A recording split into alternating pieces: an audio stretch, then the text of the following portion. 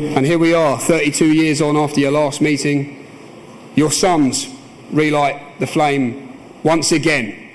Yeah. What are your thoughts, your feelings? What's been, as well, the biggest piece of advice you've passed on to Conor this week? Do you know what? I watched him a lot.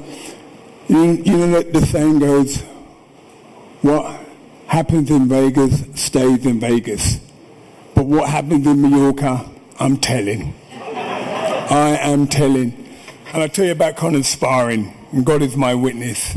First he started sparring with Nigel Benn, super middleweight, but really at light heavy. Had his hands full with Conor. I mean, Conor was just going through it, 10 rounds, done it easy. Then he was sparring with a guy that knocked out Mongia, Bruno, I can't remember his last name, Suez. Been sparring with him, another light heavy. Conor was bullying him around. And then to put the cherry on top, he started sparring with a guy called William Skull, an IBF champion, who's fighting a week after Conor. Coming there 12-handed, shouldn't say it, but you know what, because for the last 2 years, all I've been here negative. I'm going to tell you about my son.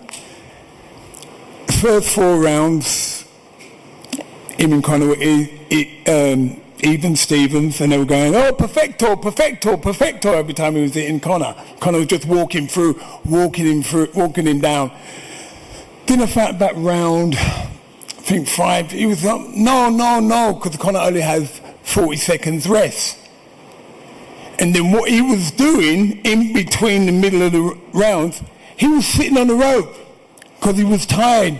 Then it came to round 5, 6, 7, started feeling the pace. This is William Skull, IBF champion.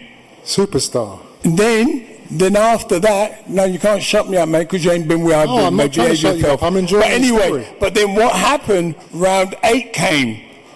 And then, Tony, we looked at each other and we thought, he just quit.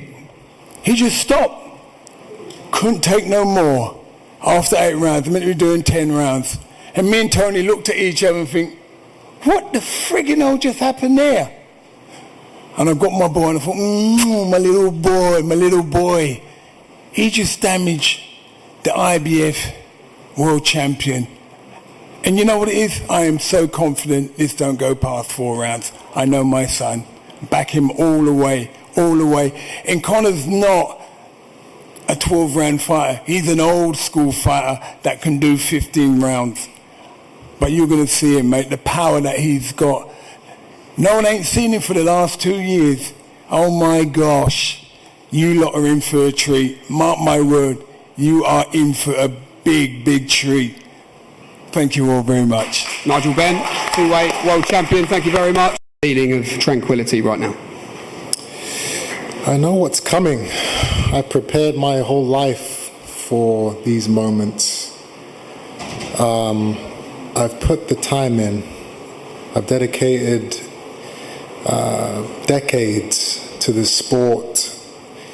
And I've done it all without cheating, without cutting any corners. And I'm proud of that.